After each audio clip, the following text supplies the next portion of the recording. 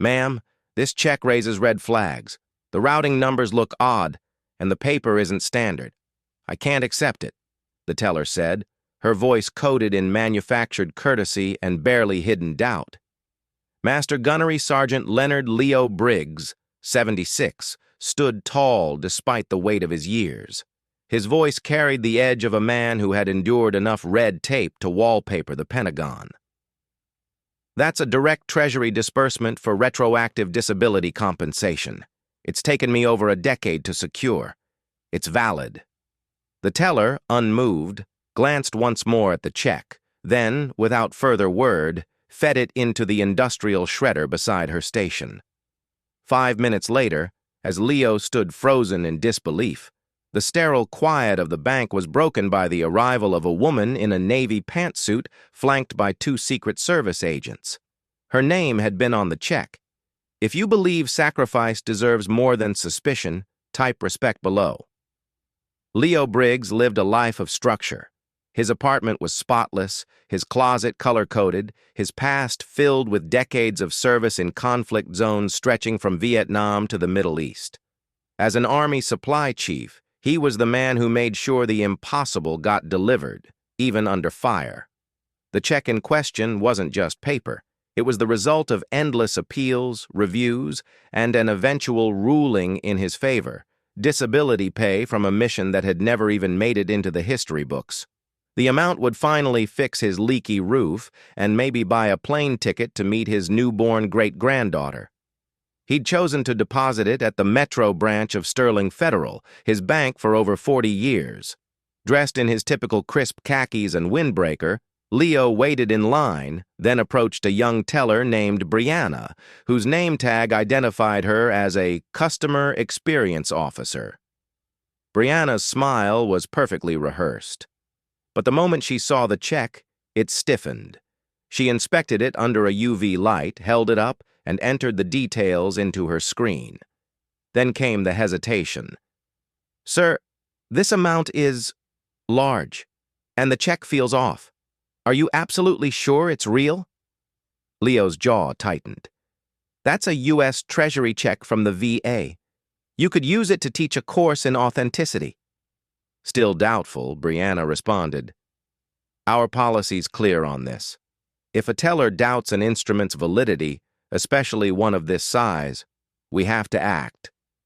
Before Leo could object, she turned, inserted the check into the shredder, and let the machine devour it. "You just destroyed a Treasury check." His voice trembled. "Bank policy, sir," she said with a shrug that could sink ships. "If it was real, you'll have to ask the issuer for a replacement." Leo didn't scream. He didn't storm off. He just turned, walked calmly to the entrance, and sat on a bench outside, pulling out an old flip phone. He dialed a number he hadn't used in years, direct to a former general he once advised, now Under Secretary of the Treasury. "This is Master Gunnery Sergeant Leonard Briggs, retired. I need to report the destruction of a federal instrument by a Sterling Federal Bank branch. Authorization code Lima Echo Bravo 79. There was a pause. Then the assistant replied, sharply alert. "1 moment, Sergeant Briggs." Seconds later, a deep voice came through the line. "Leo, what the hell happened?" It was Under Secretary Grant. Leo relayed the story in terse, precise terms. When he finished, there was silence, then a soft explosion on the other end. "She shredded it? A Treasury check? Stay where you are, Leo. This is going to be handled." 5 minutes later, 2 unmarked government sedans pulled up. No sirens, just purpose. 4 agents emerged. 2 entered the bank, flashing gold badges. The other 2 took positions outside. Inside, Brianna was halfway through justifying her actions to branch manager Simmons when the agents approached.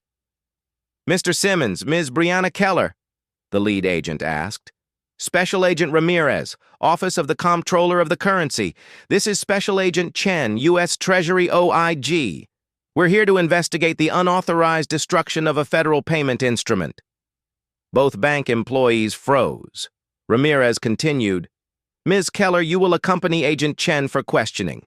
Mr. Simmons, provide full transaction logs, policy documentation, and security footage immediately. As the agents moved swiftly, a red-faced Sterling Federal Regional executive stormed in. He didn't even glance at Leo on the bench outside. Moments later, Leo's phone rang again. "Leo," Grant said, "the transfer's already been initiated. Full amount, direct deposit, cleared by close of business. The teller's suspended, likely gone by tomorrow. The manager's under review. You've also got a formal apology letter coming and a call from the bank's president." "That's more than I expected," Leo said, genuinely touched. "You earned every bit of it," Grant replied. "You didn't shred that check. They shredded their own credibility." Leo sat and watched through the glass as Brianna was escorted out, pale and shaken. The tables had turned. What had begun as a petty dismissal of an old vet had turned into a federal crisis. And all it took was one wrong move on the wrong check, at the wrong time, with the wrong man. Because sometimes, justice doesn't knock. It walks in with a badge and a ledger.